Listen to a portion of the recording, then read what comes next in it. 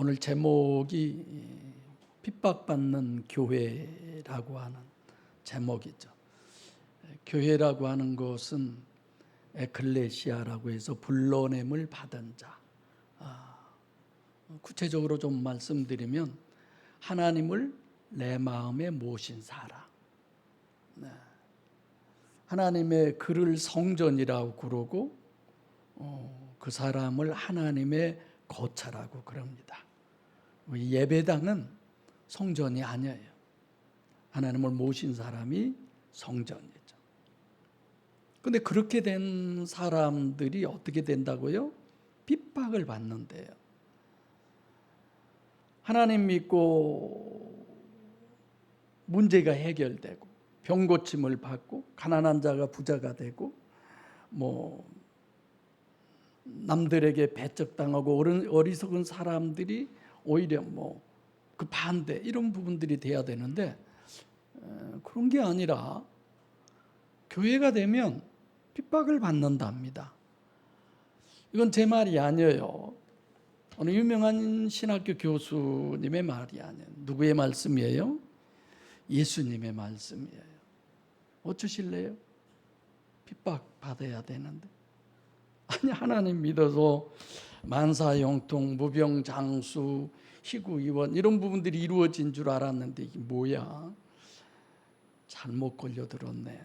이런 생각 들지 않습니까? 근데 실제 그랬어요. 봐보세요. 초대교회 때부터 로마 사람들에 의해서 엄청난 핍박을 받는 게 기독교예요. 그뿐입니까? 이방인에 의해서도 어마어마하게 핍박을 받고요. 오히려 예수 믿는 사람들에게 예수 믿는 사람이 핍박을 받고 그랬잖아요.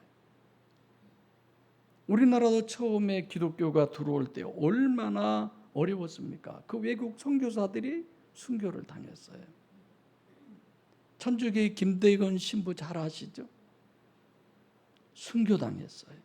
지난 고난주간에 제가 이런 부분에 대해서 간략하게 말씀을 드렸습니다마는 일제 36년 동안 6.25 때 얼마나 많은 어려움을 당했습니까?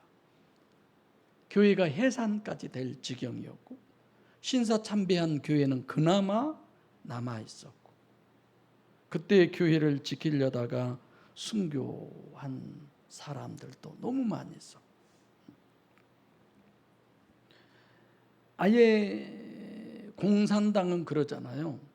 종교라고 하는 것은 지구에서 없애버려야 한다고. 제일 그들이 싫어하는 자들이 대상이 누구냐? 종교인들이에요. 그 다음에 군인들, 그 다음에 우리 주집사님 같은 저런 직업을 가지고 계신 분, 타케트죠.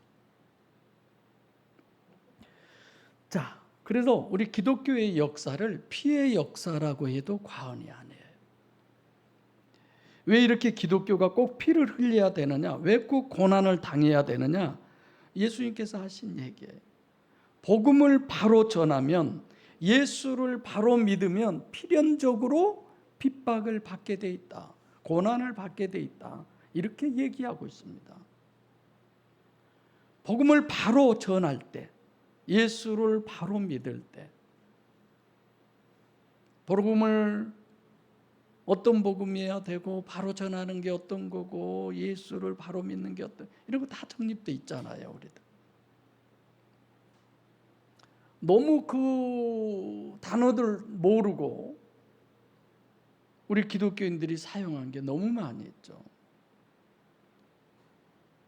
그래서 예수 믿으면 핍박을 당한다는 것은 오히려 당연한 것이다라고 예수님은 그렇게 말씀을 하셔요. 심지어 너희가 복음을 전해서 핍박을 받으면 그것이 참 복음을 전하는 것이다. 예수님이 이렇게 얘기해요. 그러니까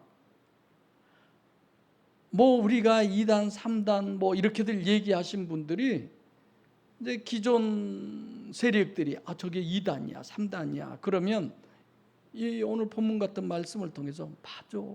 우리가 참 진리고 참 복음을 전하니까 예수님도 핍박받는다고 그랬는데 진짜 우리가 이렇게 핍박의 대상이 되는 거 보니까 우리가 참 복음을 전하는 게 맞구나, 이렇게 생각하는 이들이 있어요. 근데 이제 우리가 생각해 보면 문제가 바로 방금 내가 얘기했던 이런 부분인데, 그래서 서로 위로를 해요. 우리가 왜 핍박을 받는 줄 아느냐? 복음을 바로 전하기 때문에 핍박을 받는다. 우리가 전하는 것이 참 복음이다. 그래서 이게 얼마나 뛰어난 효과를 가져오느냐면요, 그런 말을 들으면 들을수록 더 그들은 어떻게 해요? 결속을 하는 거예요. 아유, 핍박받고 고난당한 거 보니까 여기가 아닌 게 비하고 보따리 싸는 게 아니라 더 튼튼하게 뭉치죠. 마태, 마가, 누가, 요한복음 네 군데 다 교회 핍박론, 고난을 다하는, 받을 수밖에 없는 순환에 대해서 예수님이 전해 주었는데, 오늘 1절부터 4절은 네 복음서에서 정립하는 핍박이 어떤 것인가를 결론을 지어주는 거예요. 그래서 이 앞선 설교에는 전도론과 선교론에 대해서 말씀드렸잖아요. 그리고 전도하고 선교하고 나니까 어떻게 돼요? 지금 핍박을 받는다는 거예요. 순환에 있어서, 고난에 있어서의 이건 절대다. 누구에게나 좀 회의가 되지 않습니까? 좀 편안하게 살고 너무 행복하게 살고 뭐 그러려고 하나님 믿었는데 무슨 얘기야? 핍박을 받는다니, 고난을 받는다니. 여러분, 핍박 받는 거 좋아하십니까? 고난 받는 거 좋아하는 사람 있습니까? 없잖아요. 자, 성경적으로 우리가 봐보면 구약 시대에 고난을 당했어요? 당하지 않았어요? 어마어마했어요. 선지자들 얼마나 많이 고난당했습니까? 히브리서 11장 36절로 37절에 보면 희롱을 당하고 채찍에 맞고, 다 구약의 선지자들이에요. 결박당하고 옥에 가두고 돌에 맞아 죽고 톱으로 잘려서 죽고 칼로 죽이고, 도마 같은 경우는 껍질을 벗겨서 죽이고, 예수 안 믿었으면 아무렇지도 않았을 텐데 예수 믿는다는 것 때문에 그전에는 형제가 원수가 되고 동지가 원수가 되고 그런 결과를 가져오잖아요. 그래서 문제는 이렇게 구약의 선지자들이 당한 고난과 지금 예수님이 말씀하시는 고난은 같다는 거예요? 틀리다는 거예요? 틀리다고 얘기를 하시는 거예요. 그거하고 달라요. 왜냐? 4절에 너희가 나와 함께 있을 때는 내가 말하지 않았다는 거예요. 그럼 지금 주님이 말씀하신 고난은 주님하고 함께 있을 때도 아니에요. 지금도 아니다는 거죠. 그리고 또 두 번째로는 참복음을 전해서 핍박을 많이 받았어요. 누가? 선지자가 아니고 사도들이잖아요. 제가 묵독할 때 히브리서 11장 여기 하려다가 로마서 8장으로 바꾼 거예요. 사도들은 어떻게 했느냐? 공회에 끌려가서 회당에서 채찍으로 맞고 이방인 총독과 임금들에게 증거가 되고 로마 사람들한테 핍박을 받고, 그러니까 지금 본문에서 얘기한 핍박은 이전과는 전혀 다르다라는 얘기죠. 지금 사도들이 받는 것과도. 어떻게 다르냐? 참복음을 전해서 그랬다는 것입니다. 핍박받는 이유가. 마태복음 10장 15절로 17절, 마가복음 13장 9절, 누가복음 22장 11절에서 말씀하시는 걸 보면 회당에서, 여기 어디예요? 회당에서 핍박을 받는다는 건, 회당은 기독교의 유대교예요? 유대교예요. 유대교. 우리 기독교는 유대교와 차별이에요. 예수님이 왜 오셔서 그렇게 핍박받았어요? 유대교와의 차별을 하기 때문에 핍박받는 거예요. 유대교 그대로 했으면 절대로 예수님 핍박 없습니다. 이 땅에 있는 수없이 많은 그 기독교인들이 가는 그 길을, 그 방향을 향해서 똑같이 가면 아무도 손가락질 안 해요. 아무도 핍박하지 않아요. 그런데 그냥 대추 열매처럼 먹을 건 별로였고 씨만 가득히 차가지고 그냥 톡 볼가져서 백투더 바이블. 다른 사람 새끼들 너희들만 백투더 바이블이야. 우리는 왜 아니야? 그러잖아. 순복음교회도 야, 다 순복음이지 너 그만 순복음이야 이렇게 핍박하잖아. 그러니까 주님이 전하시는 복음은 총체적으로 배척을 받는 거예요. 실제 그러셨잖아요, 예수님. 그래서 4절에 오직 너희에게 이 말을 이른 것은 너희하고 함께 있을 때 해당하는 것이 아니라, 그러니까 주님의 공생의 때에는 이런 핍박이 없다라는 얘기입니다. 공생의 다음이죠. 예수님이 십자가에 죽으신 다음에 우리가 잘 아는 대로 어떤 사건부터 벌어져요? 스데반이 돌에 맞아 죽는 사도행전 8장에, 그리고 12장에 보면 요한의 형 야고보가 헤롯에 의해서 순교를 당하고, 계시록 1장 9절에 보면 사도 요한이 반모섬에서 갇혀서 핍박을 받고, 사도들은요 단 한 명도 예외 없이 살아난 사람 없어요. 다 순교했어요. 12제자가. 여러분, 예수님의 12제자가 이렇게 된 줄도 알고도 여러분 그렇게 12제자 되고 싶습니까? 저는요 목사대에서 이렇게 대접받고 섬김받고, 실제 저희들 처음 세례 받을 때요, 내가 14, 15살 때 세례 받았나? 많이든 16살 전에는 받았어요. 1년에 한 번 목사님 봤어요. 언제? 사무총회라고 그러죠. 그때 그 목사님이 오셔가지고 우리 교회에 대해서 전부 인사 보고 행사 보고 재정 보고 다 받아요. 그분이 승인해 줘야 돼요. 전사님은 쫄쫄매고 앉아서 그분이 어떻게 하는가 그렇게만 보고, 그때 한 번 뵀어요. 그 목사님은 정말 저는 하나님같이 생각했어요. 정말 저분은 화장실도 안 가는 분, 그러게 거룩하고, 저도 이렇게 머리가 많이 벗겨져서 뭐 하나님이 범사에 인정하면서도 거울 볼 때마다 더 이상만 안 벗겨졌으면 좋겠다. 맨날 그랬죠. 더 이상만 아닙니다. 그래서 아까 주집사님 봤는데요, 이 말을 보니까 나보다 더 그런 것 같아요. 둘이 마주 앉아서 맨날 밥 먹으니까 내가 저렇게 되나? 이런 생각. 그 목사님이 머리가 번들번들해가지고 막 아예 없어요. 거의 소갈머리가 없어. 주변 머리만 좀 있고. 그렇게 거룩하게 보였어요. 나도 목사 되면 저러나, 그런 생각 없었어요. 나는 절대 될 수 없다고 생각했어요. 어느 한 순간부터 견딜 수 없는 그 마음에, 누가 나한테 신학교를 가라고 했습니까? 뭐 교회를 다니라고 했습니까? 사방돼서 눈총이고, 뭐 이모부들은 이 새끼 너 콧물도 없다고 해 쌓고 그냥 저런 놈을 키워봐야 뭐 죽어서 술 한 잔도 안 갤 놈, 뭐 이런. 근데 가슴이 뜨거운데 어떻게 해요? 그래서 신학교 문을 두드리게 됐죠. 나는 아예 뭐 핍박 속에서부터 크기 시작했으니까 오히려 융숭한 대접을 받으면 닭살돋아. 너무 그런 자리는 불편해. 참 그런 건 저도 은혜네요. 그래서 예수님이 하신 말씀 되돌아가 보면, 복음을 바로 전하면 너희들 다 핍박받는다. 그렇게 말씀을 전하셔요.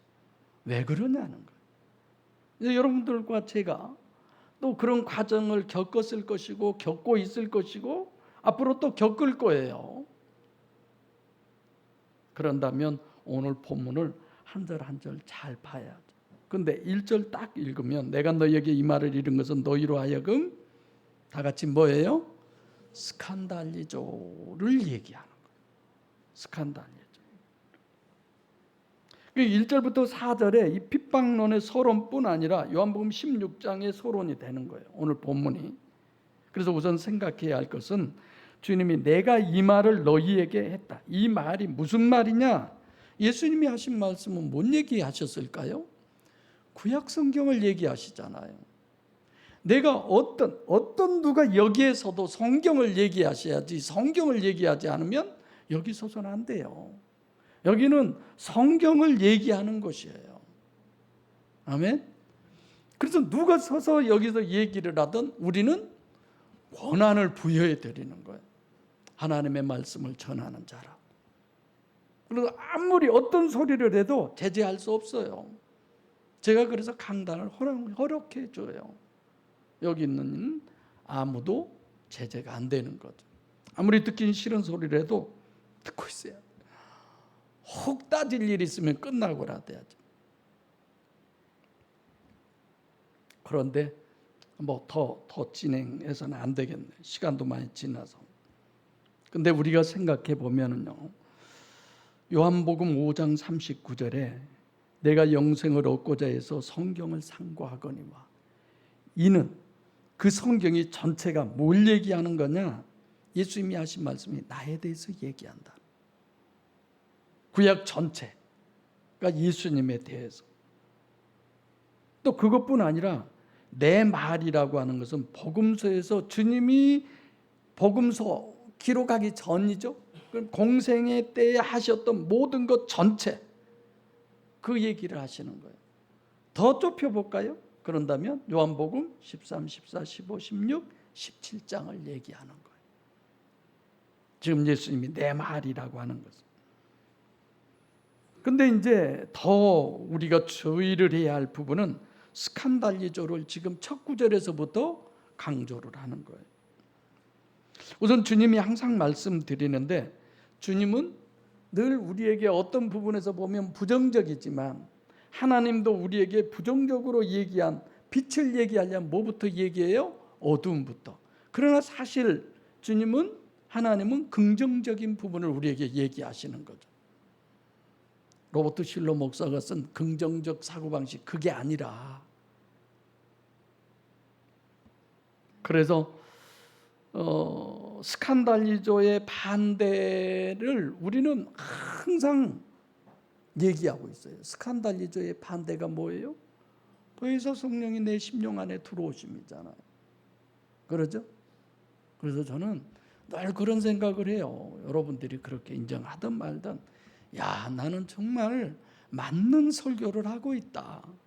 어디하고 맞는 설교? 성경하고. 전 늘 그런 생각을 하고 있어요. 그래서 자신만만해요.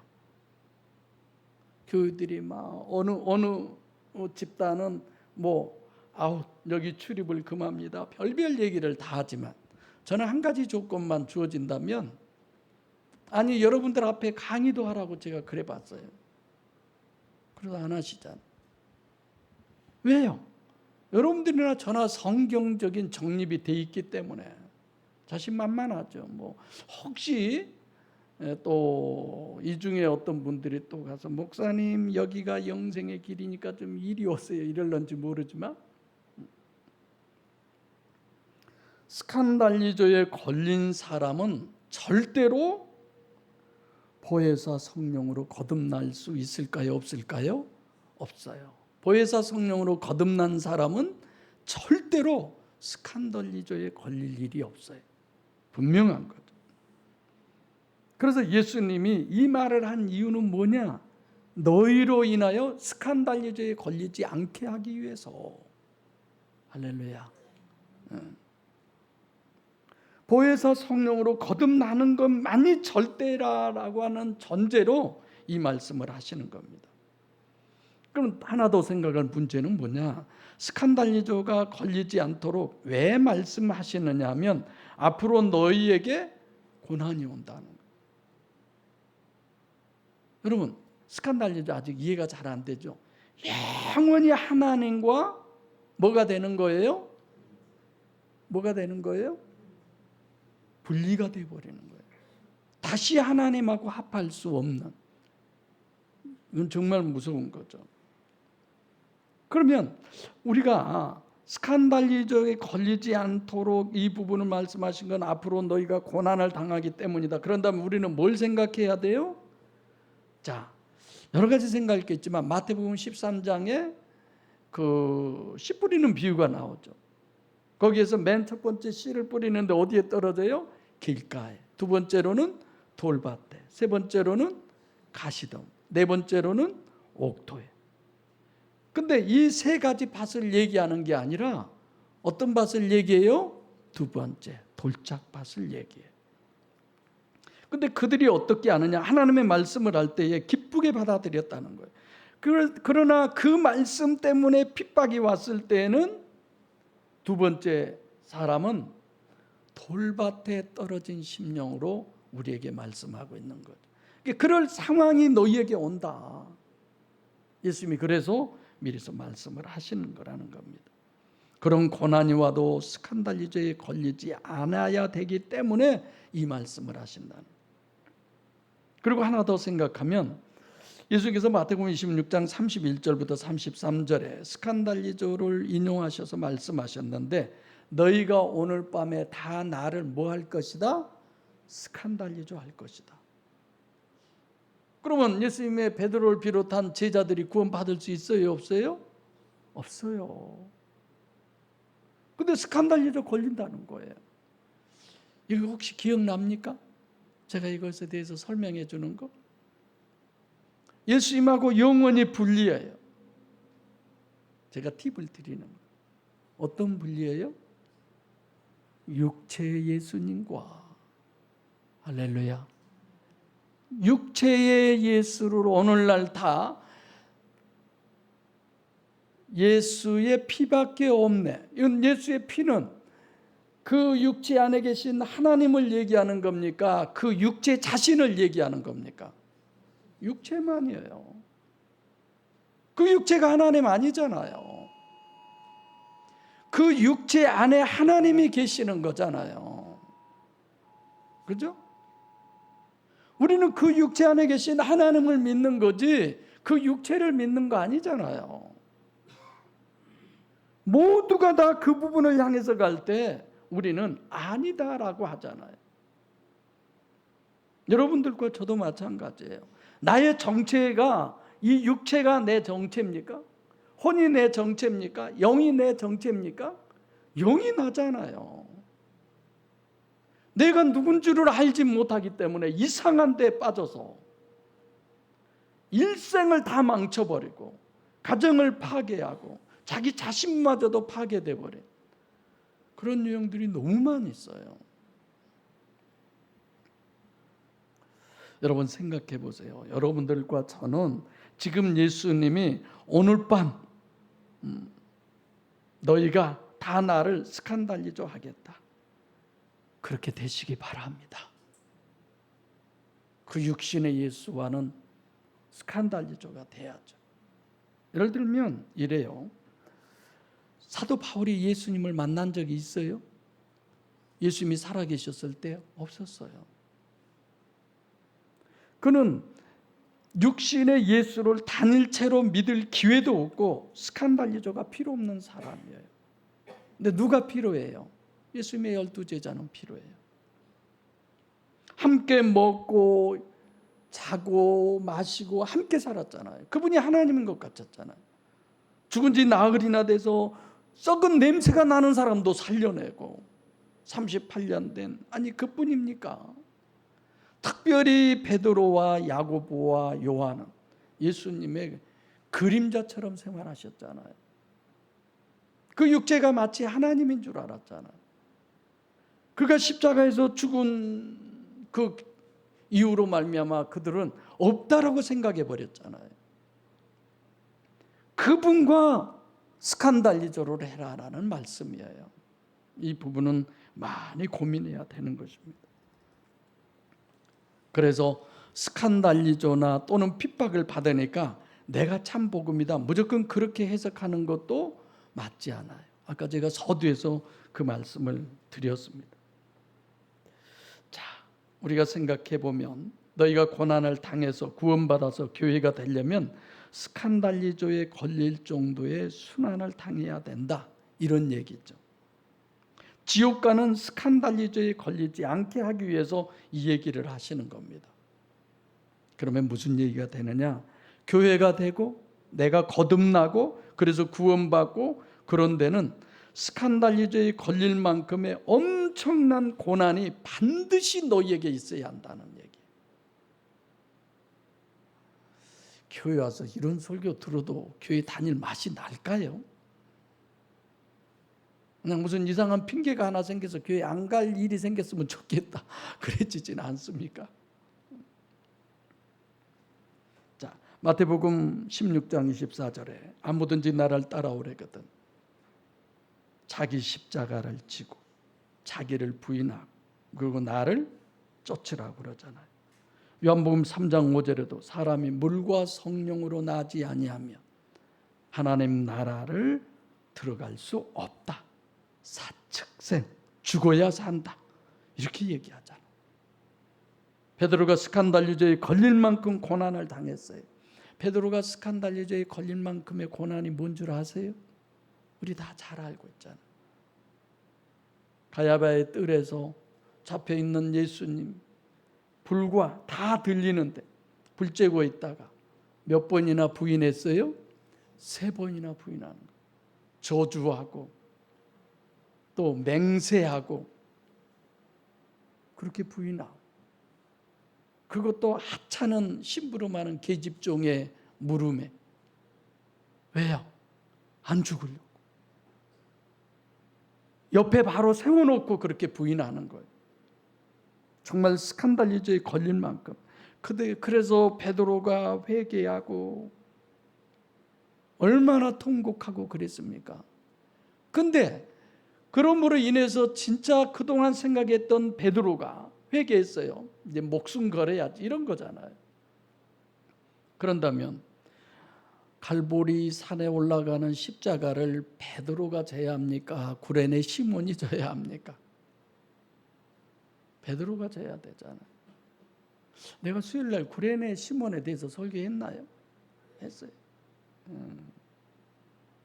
더 나아가서 장사를 아리마대 요셉이 예수님의 장사를 지내야 됩니까? 베드로를 비롯한 제자들이 장사 지내야 됩니까?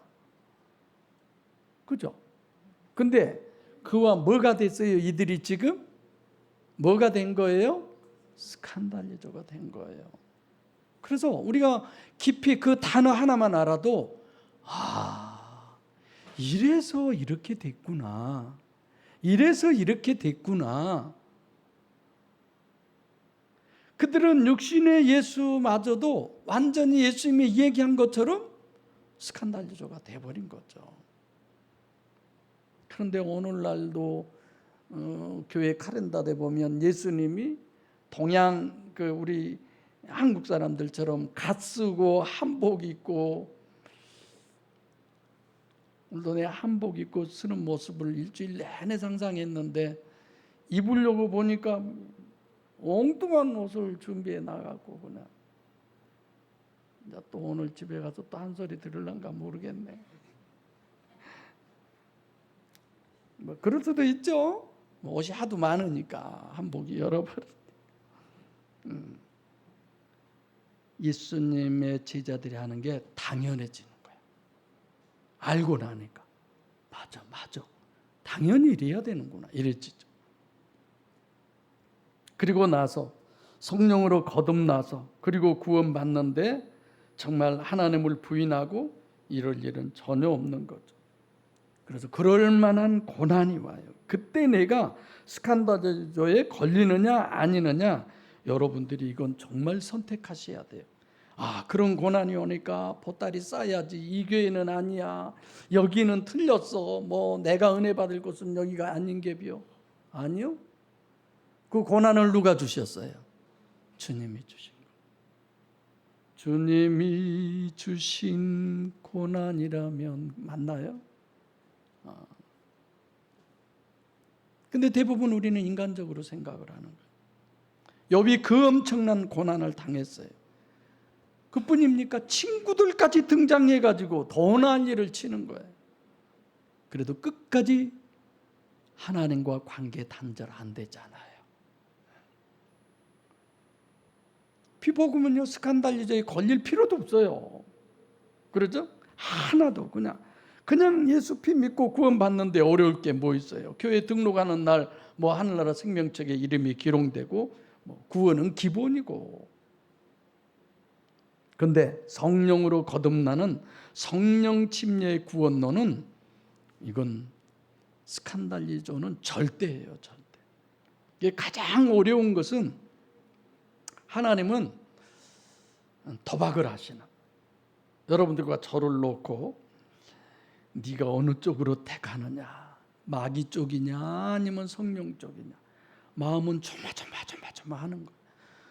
성령 쪽으로 막 이래지잖아요. 하나님 그러시는 것 같아요. 그리고 2절은 너희를 추례한다. 추례라고 하는 건 요한복음 9장 22절에 실로암에서 소경이 눈을 뜨죠. 이 9장 전체가 소경 눈 뜨는 그 얘기 하나잖아요. 그래서 사람들이 이제 서기관들, 바리새인들이 그 애를 놓고 묻습니다. 눈 뜬 사람, 너 어떻게 눈 떴어? 처음에 몰랐는데 나중에 알고 보니까 예수님이 눈을 뜨게 해줬어요. 또 부모들을 불렀어. 부모들한테 당신 자식이 어떻게 해서 눈을 떴냐? 제가 내 자식 맞다. 눈 뜬 것도 맞다. 근데 어떻게 해서 눈이 떴는지는 본인에게 자세히 물어보라 그래요. 예수님이 눈을 뜨게 해준 걸 알면서도 왜 그렇게 얘기해요? 저들이 추례할까 봐서, 유대교에서 이단이라고 몰아낼까 봐서.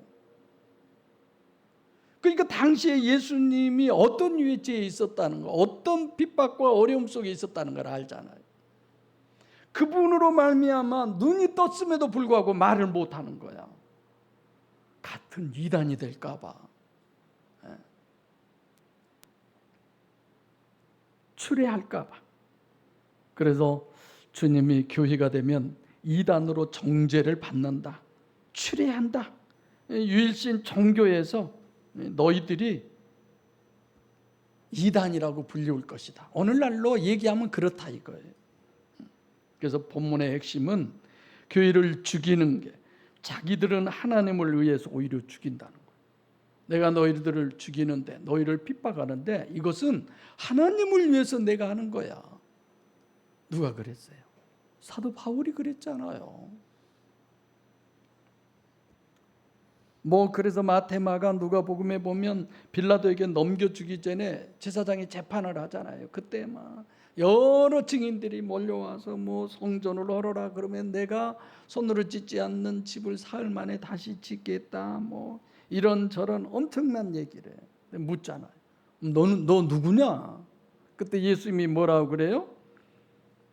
자기가 하나님 권능의 우편에 앉아있다, 내가 다시 구름 타고 오는 것을 볼 것이다, 이렇게 얘기하니까 참남하다. 무슨 얘기예요? 우리가 보기에도 그저 낙이 새끼나 타고 그 예루살렘 거기를 그냥 타고 올라가는 해비장한 쪼잔한 그런 존재, 네가 감히 하나님이야? 이런 거죠. 그래서 어떻게? 저거 죽여라, 이런 거잖아요. 신성모독 죄를 지었다. 그래서 요한복음 15장 18절에 예수님께서 안식일날 베데스 목가에서 38년 된 사람을 고쳐주고, 또 바리새인들이 묻습니다. 너 안식일날 이게 뭐 하는 거야? 그래서 나를 고쳐준 사람이 그러라고 했다. 그것도 그러잖아요. 예수님께서 아버지께서 지금도 일하니까 나도 일한다. 말 그대로 저 새끼 죽여라 이거예요. 무슨 저게 하나님이냐. 그래서 결국은 죽이잖아요. 예수님께서 십자가에 못 박은 것은 유대인의 왕이라고 하는 죄패를 보면 알 수 있듯이 내가 하나님이다. 예수님이 끊임없이 그랬잖아요. 내가 하나님이다. 우리는 그 하나님을 믿습니다. 우리는 그 하나님이 육신을 입고 오신 그 육체가 아니라 그 안에 계신 하나님을 믿습니다. 여러분과 저도 이 육체가 아니라, 내 혼이 아니라 이 육체 안에 있는 그 영과 예수님의 그 어떤 육체 안에 계신 그 하나님과 영대 영으로 우리는 교제하는 거예요. 관계하는 거예요. 그분을 우리 영 안에 아예 모셔드리고 우리는 살아가는 거예요. 그게 성전이에요. 그게 하나님의 거처잖아요. 하나님을 섬기는 예라는 게 교리를 어겼다든지 뭐 선하냐 악하냐 이런 거 아니에요. 뭐 집 팔아서 가져오라니까 안 가져오고 그런 거 아니에요. 뭐예요? 지가 하나님이라는 거예요. 예수님이. 예수님이 말하면서도 그가 말씀하시기로, 자기가 말하면서 그가 누구예요? 호예수. 자기 속에 계신 그 하나님, 이걸 얘기하잖아요. 예수님은 그러잖아요. 귀신 들린 그 사람이 얘기하는데 누가 얘기한다고 그래요? 귀신이 말한다고 그러잖아요. 여러분과 제 안에 보혜사 성령 하나님 계시면 우리의 드리는 기도가 하나님이 드리는 기도인 것이고, 우리가 하는 모든 것들이 하나님이 그 성령이 하는 것이기 때문에 갈라디아서 5장 22절로 23절에 우리로 말미암아 되어진 것이 우리 눈으로는 그렇게 보이지만 성경은 누구의 열매라고 그래요? 성령의 열매라고 그러는 거예요. 3절에 아버지와 나를 알지 못. 왜 그들이 이렇게 핍박한 줄 아느냐? 나중에 왜 그들이 너희를 핍박하는 줄 아느냐? 아버지를 모른다는 거예요. 나를 모른다는 거예요. 육신의 예수만 아는 거야. 이중체인데 단일체로 알고 있는 거야. 요한복음 17장 3절에 그냥 아버지 또는 하나님이라고 그래도 돼요. 그런데도 영생은 곧 유일하신 참 하나님과 그의 보내신 자 예수 그리스도를 아는 것이다라고 얘기했잖아요. 그 아는 것을 머리로가 아니잖아요. 그 단어가 동침이라는 단어잖아요. 아예 아버지 삼위일체 하나님이 안다라고 하는 것은 남녀가 성관계를 하는 그 의미를 얘기하잖아요. 아예 안에 들어오셔 버리는 거야. 이것이 아는 거예요. 우리는 그 하나님과 그 주님 삼위일체 하나님을 우리 안에 모시는 그것, 그 아는 것을 우리는 소유하고 있다 이겁니다.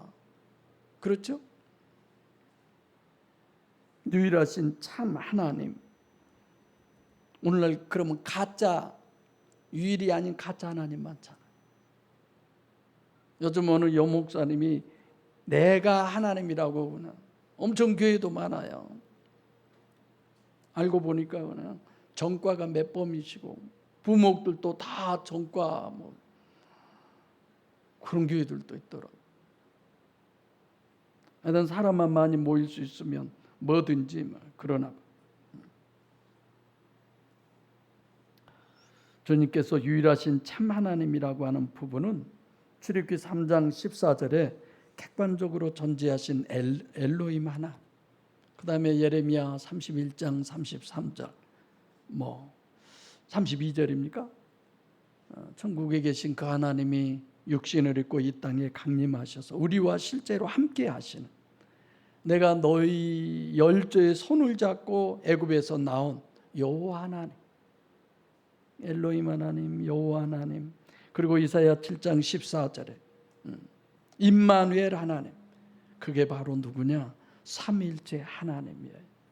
우리가 예수 그리스도를 어디까지 알아야 되느냐? 오늘 본문은 모른다라고 그러잖아요. 너희들이 하나님도 모르고 예수님도 모른다라고 그러잖아요. 오늘날 교회에서 엄청난 직급, 감투를 쓰고 있는 분들이 참 많이 있지만 하나님도 모르고 예수님도 모르는 분들이 너무 많아요. 그러니까 죽어버린 사람도 하나님이라고 생각하고 이제 곧 죽어가는 사람도 하나님이라고 생각해서 믿고, 얼마나 감사한지 몰라요. 저는 목사가 돼서 이렇게 바른 진리의 말씀을, 성경의 말씀을 그대로 전할 수 있다는 것이 정말 저는 큰 복이에요. 얼마나 감사한지 몰라요. 여러분들은 나보다 1%더 감사가 덜한가 모르겠죠. 대답하는 것이 영시원찮네. 내가 보기에 뭐 다 그런 건데 뭐 그런 것 같고 그랬자 이런 것 같아. 그냥 내 잘난 맛에 살아야지 뭐 어쩌겠어. 근데 이제 교회를 핍박한다고 그러죠. 핍박하는 이유도 삼일째 하나님을 몰라서, 이징체인 신인 메시아를 몰라서 그랬는데, 이 두 가지, 하나님을 몰라서 주님을 몰라서 그런다면 여러분들도 핍박받는 자가 아니라 핍박하는 자가 된다는 걸 아셔야 합니다. 또 그들이 얼마나 예수님을 기다렸어요. 메시아를. 그래서 회교는 지금도 예수를 메시아로 안 해요. 선지자의 한 사람. 만약에 예수를 메시아로 하면 죽이잖아요. 그래서 우리나라 목사들이 가서 죽었잖아요.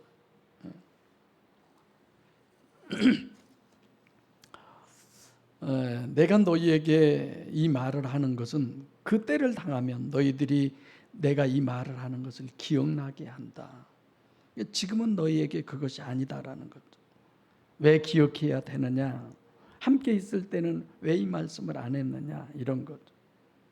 그러니까 함께 있을 때는 주님이 핍박을 받고 제자들은 받지 않아요. 함께 하지 않을 때 핍박을 받는다라는 걸 문맥상으로 보면, 주님이 핍박받는 것은 신성모독죄로 핍박을 받죠. 그러면 우리가 핍박받는 이유는 뭘까? 뭐라고 생각하세요? 단일체인 불사조인 사자 메시아를 모두 다 메시아로 생각을 하는데, 내가 계속 얘기해 왔던 것처럼 우리는 그 육체가 하나님이 아니라 어디가 하나님이에요? 그 속에 계신 하나님. 그 하나님을 여러분들과 저는 믿고 있습니다. 그래서 공생의 주님도 마찬가지예요. 공생의 주님을 한번 생각해 보세요. 그분이 하나님 맞습니까? 아니잖아요. 교회가 왜 핍박받느냐? 예수님과 똑같아요. 겉사람은 뱁새고 육체 우선이고 보혜사 성령으로 안에 들어오시는 것은 보이지 않는 하나님을 늘 내 안에 모셔드리는 하나님의 자녀이기 때문에 그렇습니다. 죄 없으면 천국 갑니까? 그게 성경에 어디 있어요? 우리가 무죄해서 천국을 갑니까? 예수를 믿어서 천국을 갑니까? 예수를 믿음으로 죄 사함이 우리에게 주어지는 것이지. 왜 주님께서 내가 너희와 함께 있을 때는 너희들이 핍박도 안 받고, 이 말이 왜 필요 없느냐? 주님과 함께 있을 때는 성령으로 거듭날 수가 없어요. 그때는. 그러니까 그때 나중에 이제 우리에게 그런 고난이 오게 될 때, 그때를 지금 예수님이 얘기하시는 거죠. 주님이 미리 말씀 안 하시면 어떻게 되느냐? 예를 들면 아까처럼 너무 고통스러울 때가 우리에게 온다는 거예요.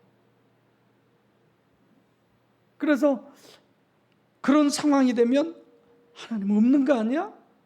내가 헛것 믿은 거 아니야? 내가 정말 성령으로 거듭난 거 맞아? 갈등이 오는 거죠.